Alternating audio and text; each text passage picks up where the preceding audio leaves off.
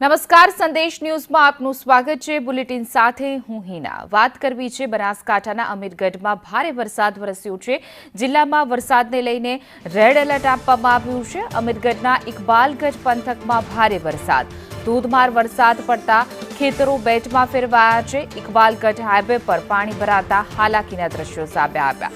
Railway અંડરપાસમાં 11 ફૂટ પાણી ભરાઈ ગયા છે, જેમાં જોઈ શકાય છે કે અનેક વિસ્તારો પાણીમાં ગરકાવ થઈ ગયા છે। અંડરપાસમાં પાણી ભરાણા છે, જેને કારણે વાહન ચાલકોને પણ ભારે હાલાકી ભોગવવાનો વારો આવ્યો છે। ઇકબાલગઢ હાઈવે આખો પાણીમાં ગરકાવ થઈ ગયો છે।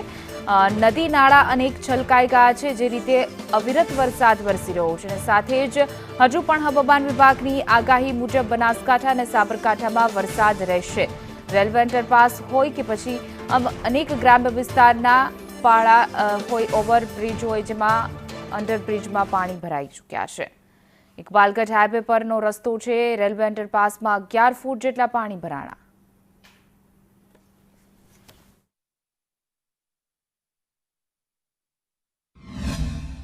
હવામાન વિભાગે રેડ એલર્ટની આગાહી આપેલી હતી। તે જ રીતે ગઈકાલ રાતે જ અમીરગઢ તાલુકામાં ધમાકેદાર વરસાદી બેટિંગ કરેલી હતી। મારા પાછળના દૃશ્યમાં આપ જોઈ શકો છો, આ ઇકબાલગઢ અંડરબ્રિજ જે ઇકબાલગઢ બજારમાં જવાનો મુખ્ય માર્ગ કહેવામાં આવે છે, તે મુખ્ય માર્ગમાં રાત્રિ દરમિયાન વરસાદ પડતા જ 11 ફૂટ જેટલા પાણી ભરાયેલા છે।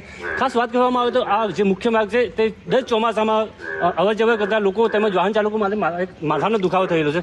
સ્થાનિક તંત્ર દ્વારા દર વખતે રજૂઆત કરવામાં આવે છે, પરંતુ કોઈ જ પ્રકારની અહીંયા કાળજી લેવામાં આવતી નહીં। ખાસ વાત કરવામાં આવે તો અંડરબ્રિજની બાજુમાં જ એક સ્કૂલ આવેલી છે, જેમાં વિદ્યાર્થીઓ અવર જવર કરતા હોય છે, પરંતુ આ પાણી ભરાવાથી વિદ્યાર્થીઓને પણ 1 કિલોમીટર જેટલું અંતર કાપી અને સ્કૂલમાં આવવું પડતું હોય છે। ત્યારે બીજી બાજુ ક્યાંક લોકોમાં પણ ખુશી છે વરસાદને લઈને, પરંતુ તૈયાર પાકને લઈને ખેડૂતોમાં પણ એક ચિંતાનું મોજું ફરી રહ્યું છે। અશોક રણાવસિયા, સંદેશ ન્યૂઝ ચેનલ, અમીરગઢ।